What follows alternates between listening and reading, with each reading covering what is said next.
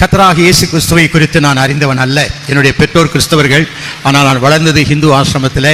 அந்த ஹிந்து சாஸ்திரங்களை எல்லாம் படித்து என்னை அவர்கள் பிராமணனாக்கி பூநூலெல்லாம் போட்டு எனக்கு குடுமையெல்லாம் வைத்து இப்படியாய் ஒரு பிராமணனாக வளர்த்து விட்டார்கள். ஆகினால் எனக்கு வேதத்தை பற்றியோ கிறிஸ்தவத்தை பற்றியோ ஒன்றும் எனக்கு தெரியாது. என் வாழ்க்கையிலே நான் படித்த அந்த வேத சாஸ்திரங்கள் இன்றைக்கு எனக்கு மிகவும் உதவியாக இருக்கிறது. எகிப்து தேசத்தில் வளர்ந்த மோசே அங்கு கற்ற கல்வியினால் அங்குள்ள மக்களிடத்தில் பேச முடிந்தது. பவுல் அப்போஸ்தலர் பரிசேயனாய் வளர்ந்தார். அந்த பரிசேயன் இருந்து படித்த அந்த பழைய ஏற்பாட்டு வேதங்களை வைத்துத்தான் நமக்கு திருச்சபைக்கு இன்றைக்கு புதிய ஏற்பாடுகளில் பல நிருபங்களை எழுதி கொடுத்திருக்கிறார். அப்படி அந்த சரித்திரத்தை நான் படித்த போது கர்த்தர் ஏன் என்னை ஒரு இந்து ஆசிரமத்திலே வளரவிட்டார் என்ற கேள்வி எனக்குள்ளே எழுந்தது. நான் விசுவாசியாக இருந்தபோது ஒரு சபையிலே ஒரு சகோதரி, ஒரு டாக்டர் அவங்க, நல்ல விசுவாசி அவங்க, ஒரு நாள் என்னை கேட்டாங்க, நீங்கள் இந்து சாஸ்திரத்தில் இதெல்லாம் சொல்கிறீங்களே, நீங்கள் ஏன் இந்துக்களுக்கு இந்துவாகவே இருந்து ஊழியம் செய்யக்கூடாது என்று ஒரு கேள்வி போட்டார்கள். அது காலப்போக்கிலே என்னுடைய கருத்திலே ஒன்றித்து விட்டது. கர்த்தர் என்னோடு நிச்சயமாக வழி நடத்தினால் அப்படி செய்யலாம் என்று நான் யோசித்துக் கொண்டிருந்தேன். ஆகவே வாழ்க்கையிலே கர்த்தர் இடர்படும் போது ஒரு ஃப்ராக்ஷன் ஆஃப் செகண்ட் போதும் உங்களுடைய அழைப்பு உறுதிப்படுத்துவதற்கு. அப்படி கிடைத்தால் நீங்கள் அதன்படியாய் வாழவும் கற்றுக்கொள்ள வேண்டும். அவர் ஆளை பார்த்து ஸ்மைல் பண்ணுங்க, அவர் சும்மா போக மாட்டார், அவர் ஒரு ஸ்மைல் பண்ணிட்டு போவார். முதல் நாள் பண்ணனா அடுத்த நாள் கண்டிப்பாக பண்ணுவார். ஒரு 4-5 நாள் தொடர்ந்து ஒரு ஆளை பார்த்து ஸ்மைல் பண்ணீங்கன்னா அப்புறம் நின்று நீங்கள் என்னங்க என்னை பார்த்து ஸ்மைல் பண்ணுறீங்களே, என்ன உங்களுக்கு தெரியுமான்னு கேட்பாரு. தெரிஞ்சுக்கலான்னு தான் ஸ்மைல் பண்ணுறேன்னு நம்ம சொல்லுவேன். அப்புறம் இப்படியே பழக்கம் ஆகும். 1 வாரம் ஆகும், 2 வாரம் ஆகும். அவங்க பார்க்கும்போதெல்லாம் கொஞ்சம் 2 வார்த்தை சொல்லிட்டு போயிடுவார். ஒரு நாள் பண்ணுவேன், வீட்டுக்கு ஒரு நாள் வாங்கலேன், சவாசமாக உட்காந்து பேசலாம் பாரு. அந்த பாயிண்ட்டுக்கு தான் நான் காத்திருக்கேன். என் வீட்டுக்கு வாங்க, make friendship in the very beginning so that you could preach the God directly into their heart. நான் அவர் வீட்டுக்கு போவேன், அங்கே போய் அப்படியே பார்ப்பேன் வீட்டெல்லாம். அவர் இந்துவாக இருந்தால் சாமி படம்லாம் வச்சுருப்பார்.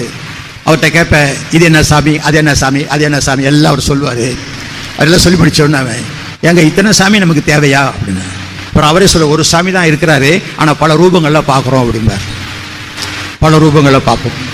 அப்படிங்களா, ஒரு தெய்வத்தை எப்படிங்க பல ரூபத்தில் பார்க்கறது? எல்லாம் ஒன்று தாங்க அப்படின்னார். எல்லாம் ஒன்று தான். நான் கேட்பேன், இது எத்தனை விரலுங்க? எத்தனை விரல்? 5 விரல். இது இது இது இது ஒன்று தானே? ஒன்று. எல்லாம் ஒன்றா? ஒன்று ஒன்றா? எல்லாம் ஒன்றா? எல்லாம் காட்டினா 5ங்க, இதில் 2 மடக்குனா 3. ஒன்று தான் ஒன்று. எல்லா சாமியும் ஒன்று இல்லை, ஒரே ஒரு தெய்வம் தான் உண்டு. அந்த ஒரு தெய்வத்தை நீங்கள் வேறு ரூபங்களில் பார்க்கிறேன் என்று சொல்லுகிறீங்களே, பொன் ஒன்று பணதி பல பல என்று சொல்லுகிறவர்களே, பொதுமகளை குலமகளுக்கு ஒப்பிடப் போமோ? தம் மன்னவர்தம் இருக்கும் அரசாட்சிதனில் மதியிலார் தம்மை வைத்து வணங்குவாரோ? இதெல்லாம் அவங்க பாட்டு, ஹிந்து புலவர்கள் பாடின பாட்டு. பொன் ஒன்று, அந்த ஒரு தங்கத்தில் விதவிதமான நகைகளை செய்வது போல ஒரு கடவுளை பல ரூபங்களில் செய்து நாங்கள் மகிழ்கிறோம் என்று சொல்லுகிறீர்களே, பொதுமகளும் பெண் தான், குலமகளும் பெண் தான், 2 பேரும் ஒண்ணா? ஐயா, கல்யாணம் பண்ணி லட்சணமா குடும்பம் நடத்துற பொண்ணும் பொண்ணு தான், வேசித்தனம் பண்ணி விபச்சாரம் பண்றவங்களும் பொண்ணு தான். 2 பேரும் பொண்ணு, 2 பேரும் ஒண்ணுன்னு சொல்லுவீங்களா? தன் நிகர் இல்லாத சர்வேசன் தன்னை தான் வணங்கா, எரிநரையில் தவிக்கும் பேயை உண்ணி வணங்குவோர் மோட்சம் இழந்து எரிநரையில் வீழ்வார் என்று அந்த பாடல் சொல்லுகிறது. உங்களுக்கு நல்லா ஒரு 2-3 நாள் பழக்கம் ஆயிடுச்சு.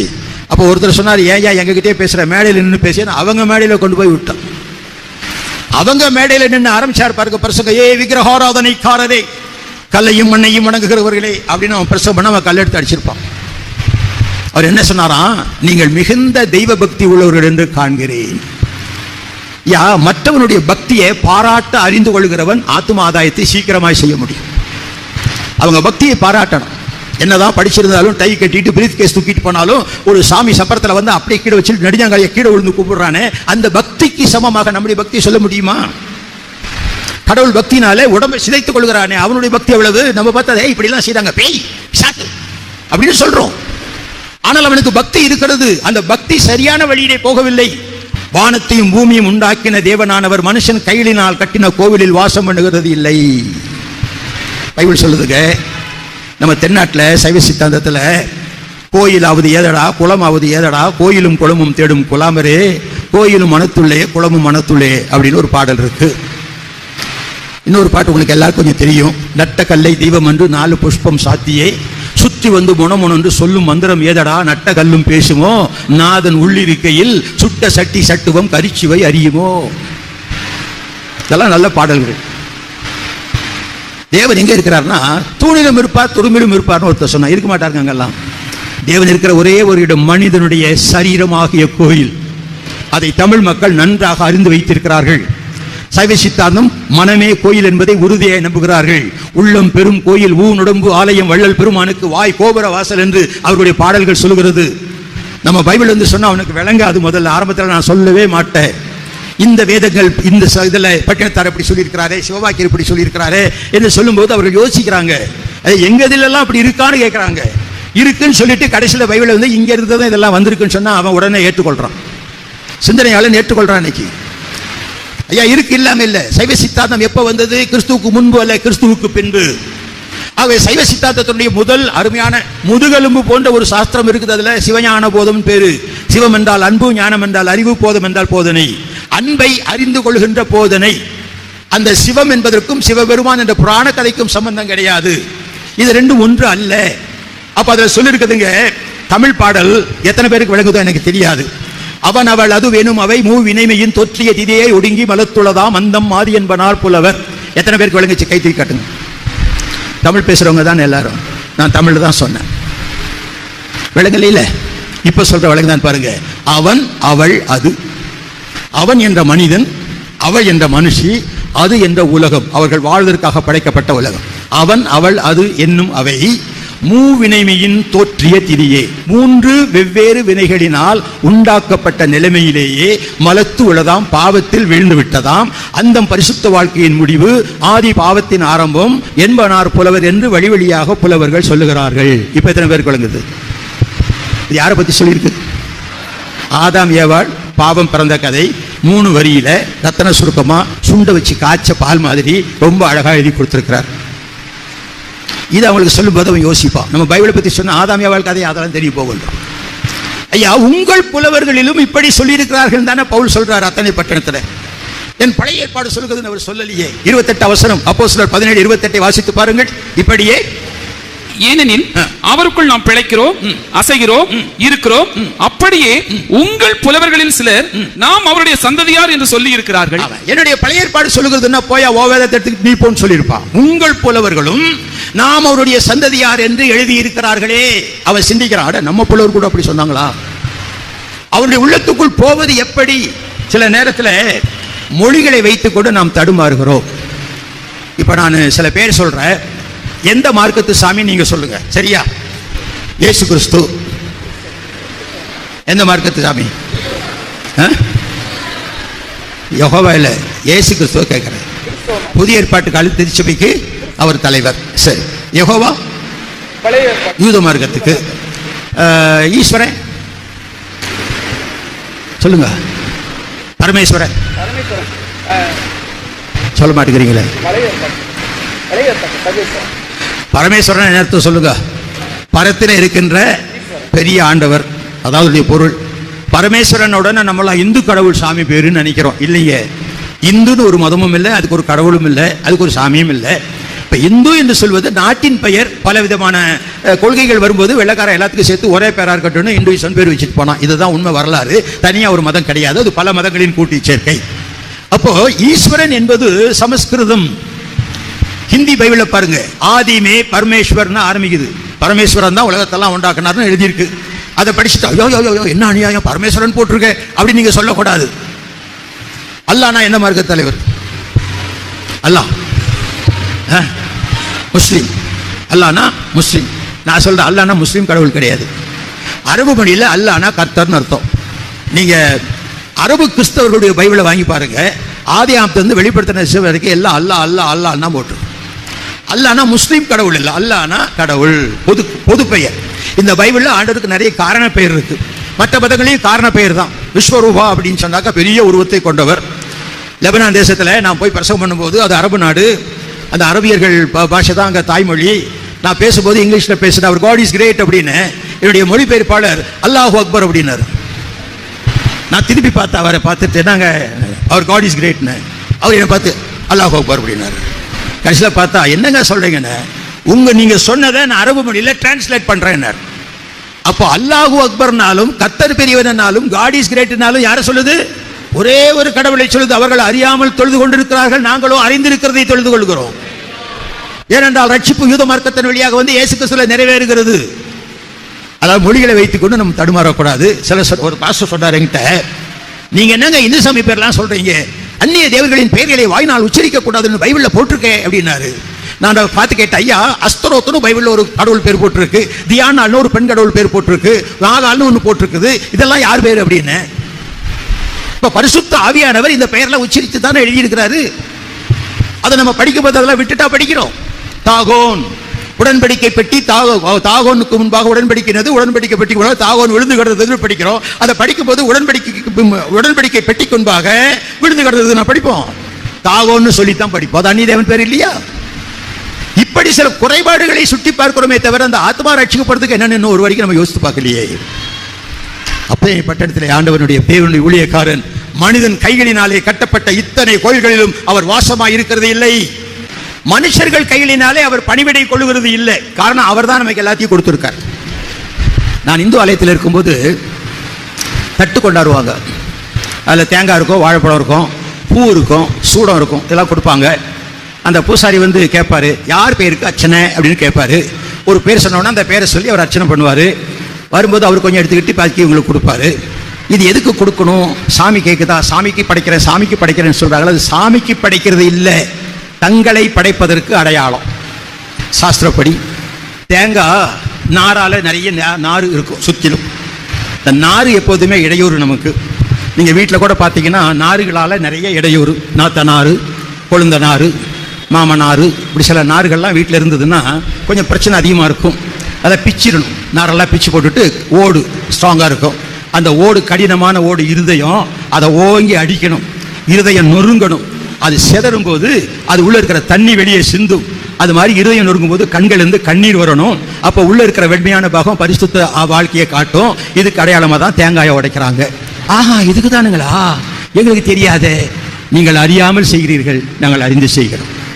நீங்க அடையாளமாக தேங்காயை உடைக்கிறீங்க, நாங்கள் உள்ளத்தை உடைக்கிறோம். ஐயா, உள்ளத்தை உடைக்கிறோம். என் பாவத்துக்காக என்னை சுற்றி இருக்கிற நாள்களை பிரித்தெறிந்து விட்டு அந்த கடினமான இருதயத்தை இயேசுவின் நாமத்தில் உடைத்து இந்த உள்ளத்தை வெள்ளையாக்கிக் கொள்ள கண்ணீர் சிந்தி. புஷ்பம் எதுக்கு? பூ எதுக்கு? தொட்டு பார்த்தா சாஃப்டா இருக்கும். நல்ல சாஃப்ட் நேச்சர் இருக்கணும். எரிச்சல் உள்ள ஆவி, கோவாவிலாம் இருக்கக்கூடாது. தொட்டா சொன்னீங்க ஆவி இருக்கக்கூடாது. சாஃப்ட் நேச்சர் இருக்கணும், மிருதுவா இருக்கணும். அதே சமயத்தில் அந்த பூ வாசனை வீசுது. நம்ம கிறிஸ்தவர்களுக்கு 2 வாசனை இருக்கு. சொல்லுங்க, என்னென்ன வாசனை? ஒரு பாட்டில் 2 சென்ட் இருக்காதுங்க. ஆனா இந்த பாட்டில் 2 சென்ட் வச்சிருக்கார். ஒன்று ரட்சிக்கப்படுவர்களுக்குள்ளே ஜீவ வாசனையாகவும் கெட்டு பொருளுக்குள்ளே மரண வாசனையாகவும் நாம் இருக்கிறோம். பொருந்தியர் எழுதியிருக்கு.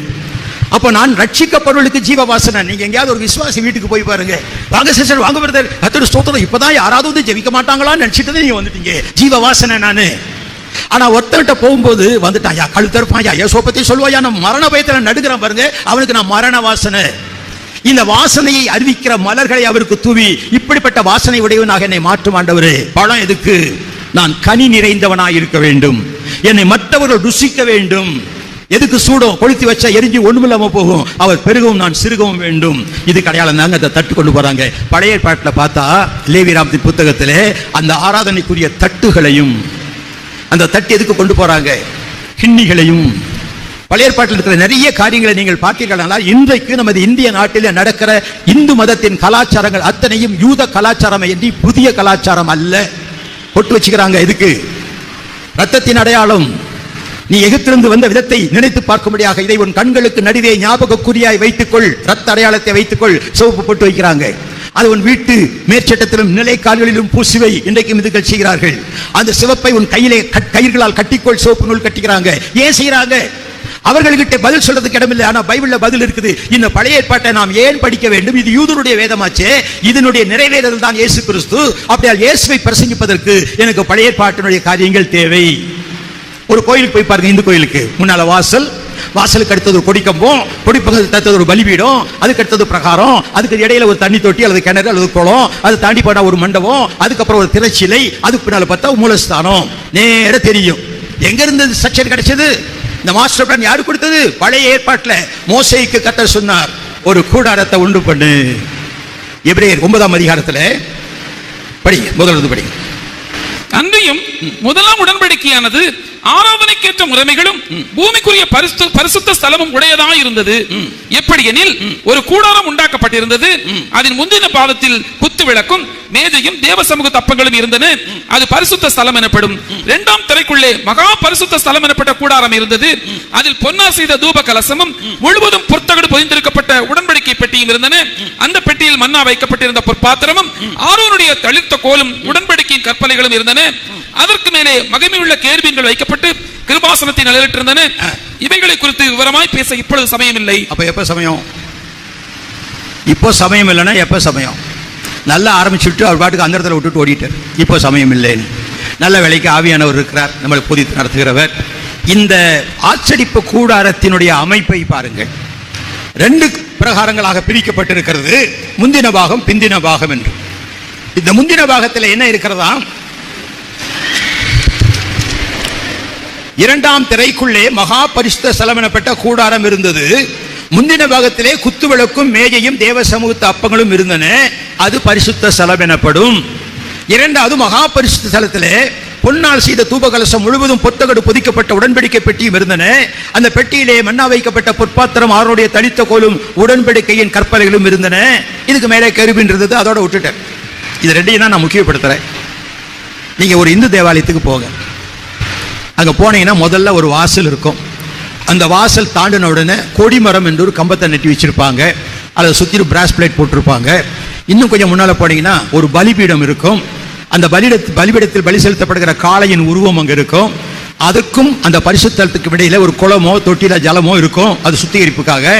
அந்த அங்க பிரகாரத்துக்கு போனீங்கன்னா வலது பக்கத்துல பிரசாதம் வச்சிருப்பாங்க, அதான் நம்ம தேவ சமூக தப்போன்னு சொல்றோம். இடது பக்கத்துல குத்து விளக்கு இருக்கும். இதுக்கு அப்புறம் திரைச்சியில் இருக்கும். அதை தாண்டிட்டு உள்ள போனா அங்க அவங்க மூலஸ்தானம் மகாபரிசுத்த ஸ்தலம் என்று அழைக்கிறார்கள். இந்த அமைப்பை அப்படியே இன்றைக்கும் காணலாம். நான் சங்கராச்சாரியாரிடத்துல நம்ம கோயிலெல்லாம் இந்த அமைப்புல கட்டியிருக்குது, இதுக்கு நம்ம வேதத்துல ஏதாவது ஆதாரம் இருக்கான்னு கேட்டேன். அப்படி ஒண்ணு இல்லைன்ட்டு. எங்க ஆதாரம்? ஐயே இந்த அமைப்பை மிட் கட்டுறாங்க.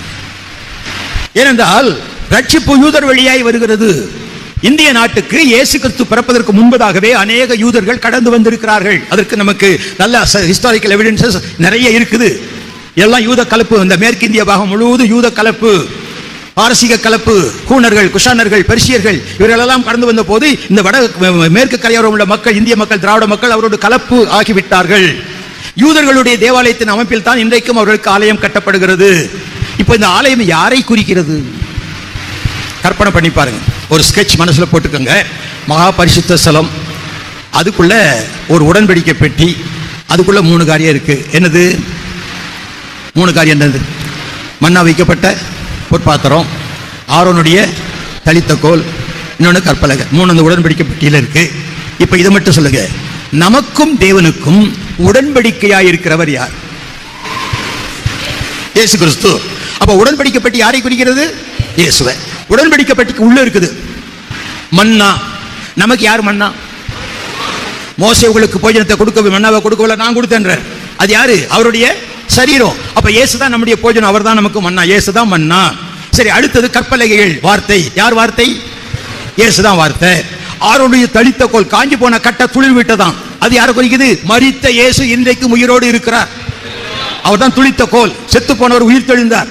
இன்னைக்கு சில பேர் இயேசு உயிர் தெழல, அவர் சாகவே இல்லைன்னு சொல்லிட்டு இருக்கிறாங்க. அது வாக்குவாதம் பண்ணுகிற பிரச்சனை. ஒருத்தர் சொன்னாராம், இதெல்லாம் நீங்க எனக்கு பதில் சொன்னா நான் கிறிஸ்தவன் ஆயிடுறேன், அப்படி நீ ஆக வேண்டாம்னு சொன்ன. எங்க ஆண்டவர் அப்படி அது எதிர்பார்க்கல. நீ விசுவாசித்ததான் ஏற்றுக்கொள்வாரு, உன் கேள்விக்கு பதில் சொல்ல வேண்டிய கடமை எனக்கு இல்லை அப்படின்னு. நீ குதர்க்கமா கேட்ப, நக்கலா கேட்ப, அதுக்கெல்லாம் நான் பதில் சொல்லிட்டு இருக்கணுமா? விசுவாசிக்கிறவனுக்கு தான் அவர் வெளிப்பாடே கொடுக்கிறார். இது நம்முடைய காரியம் அல்ல. அப்படிப்பட்ட சில மக்கள் உண்டு, இன்னைக்கு உண்டு. அப்ப அவர் தளித்த கோல், உயிர் மரித்த இயேசு உயிர் தெழுந்தார். சரி, அதை விட்டு வந்த திரைச்சீலை. அப்ப நமக்காக கிழிக்கப்பட்ட திருச்சீலை யாரு? இயேசு. திரைச்சீலை இயேசுதான். அதுக்கு பேர் இந்த முற்பகுதி பார்க்கிறோம், முதலாம் அந்த பிரகாரத்தை பார்க்கிறோம். அது ஒரு பக்கத்துல சமூகத்து அப்பம், நமக்காக அப்பமாக மாறினவர் யாரு? நானே ஜீவாப்பம்னு சொன்னவர் யாரு? இயேசு கிறிஸ்து. குத்துவிளக்கு ஒளி தருகிறது, நான் உலகத்துக்கு ஒளியா இருக்கிறேன்னு சொன்னவர் யாரு? இயேசு கிறிஸ்து. கீழே இறங்கி வந்தா நம்மை சுத்திகரிக்கும் தண்ணீராய் இருக்கிறவர் யாரு?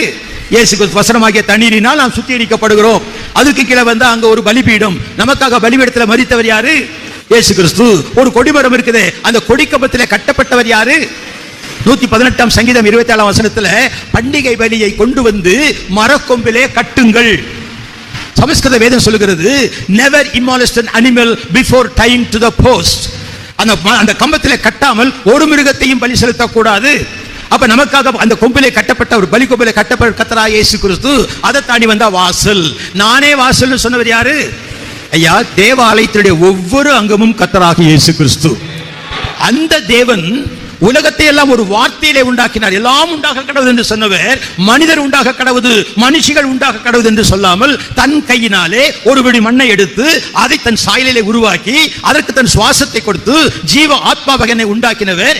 என்னுடைய சுவாசத்தை பெற்ற இந்த மனுகுலம், என்னுடைய ரூபத்தை பெற்றிருக்கிற மனுகுலம் கெட்டு போகக்கூடாது என்பதற்காக அவரும் தன்னுடைய மாம்ச சாயலில் நம்மை போல வந்து தன்னுடைய மாம்சத்தை ஆக்கினைக்குள்ளாக தீர்த்து தன் ஆத்மாவை மரணத்தில் ஊற்றி தன் ஆவியை பிதாவுக்கு ஒப்பு கொடுத்து என் ஆவி ஆத்மா சரீரத்துக்காக தன்னை முற்றிலும் அர்ப்பணித்தாரே, அந்த இயேசு கிறிஸ்து தான் ஒரே மெய்யான தேவன், வேறு ஒருவராகிலும் இல்லை. இப்படி பழைய ஏற்பாட்டு காரியங்களை இந்தியாவில் உள்ள இந்து மக்கள் நினைக்கிற சாஸ்திர வேதங்களிலும் பொதிந்து கிடக்கிற உண்மைகளை சேர்த்தால் அநேக பேர் கிறிஸ்துவை ஏற்றுக்கொள்வார்கள். டீ கடையில் போய் நான் உட்காந்துக்கிட்டேன்னா ஒரு டீயை வாங்கி வச்சுக்குவேன். முன்னால பக்கத்தில் உள்ள சாமி எங்க போகிறீங்க, நீங்க யாரு? இந்த துணியினுடைய மகிமை அது. இது என் பக்திக்காகவோ நான் மகான்னு காட்டுறதுக்காகவோ போடலைங்க. எனக்கு 10 மீட்டர் துணி வாங்கி கொடுத்தாரு. அந்த தேவதாசன் சொன்னார், இவ்வளவு வேத சாஸ்திரம் சொல்றீங்களே, பவுல் யூதனுக்கு யூதன், கிரேக்கனுக்கு கிரேக்கன், நியாயப்பிரமாணம் உள்ளவனுக்கு உள்ளவன், இல்லாதவனுக்கு இல்லாதவனு சொன்னாரு. நீங்க இந்தியாவுக்கு இந்தியன், இந்துக்களுக்கு இந்துவா இருக்கக்கூடாதுன்னு கேட்டார். அதனால போட்டுக்கிட்டேன். என் மனைவி கிட்ட கேட்டேன், நீங்க போட்டுக்கோங்க, அதை பத்தி நான் ஒன்றும் கவலைப்படலை. ஆனால் கடத்தருக்குள்ள போனா நீங்க முன்னால போக, நான் பின்னால வராமா. ஏன்னா சாமியார் பொங்கட்டாட்டி சொல்லிவிடுவாங்களாம். அது எங்க பிள்ளைங்க ஸ்கூல் படிக்கும்போது பேரண்ட்ஸ் மீட்டிங்கு அப்பா வேண்டாம் அம்மா மட்டும் வாங்கன்னுவாங்க. என்ன சாமியார் பிள்ளைன்னு சொல்லிவிடுவாங்க. என் பிள்ளைங்களுக்கு இஷ்டம் இல்லை, என் மனைவிக்கு இஷ்டம் இல்லை, எனக்கு இஷ்டம் இல்லை, ஆனால் அது போட்டிருக்கேன். ஏன் இதை பார்த்து ஒருத்த மாட்டிக்கிறான். சாமி யாரு? ட்ரெயினில் போனாலும் சரி, பஸ்ஸில் போனாலும் சரி, ஃப்ளைட்டில் போனாலும் சரி, எனக்கு பக்கத்தில் இருக்கிற என்னை உத்து உத்து பார்ப்பான். அதுக்கு தகுந்த மாதிரி கொஞ்சம் முடியெல்லாம் விட்டு ஒருத்தர் கேட்டார், தலையில் மொட்டை இல்லை, நெத்தியில் பட்டை இல்லை, கழுத்தில் கொட்டை இல்லை, நீங்கள் யாரு அப்படின்னா. அப்போ நம்ம பதில் சொல்லணுமே, யாருன்னு கேட்டா கையை பிடிச்சிக்குவேன். உடனே சொல்ல ஆரம்பிப்பேன். 2 மணி நேரம் சொல்லு. 2 வார்த்தை தான் கேட்டான், சாமி யாருன்னு 2 வார்த்தை. 2 மணி நேரம் விட மாட்டான். அவன் தானே கேட்டான், நான் சொன்னேன் முழுக்க கேட்டுட்டு போ. சமயம் வாய்த்தாலும் வாய்க்காவிட்டாலும் சொல்லுங்க, எந்த வகையில சொல்லுங்க, சொல்லியே தீரணும் கண்டிப்பா.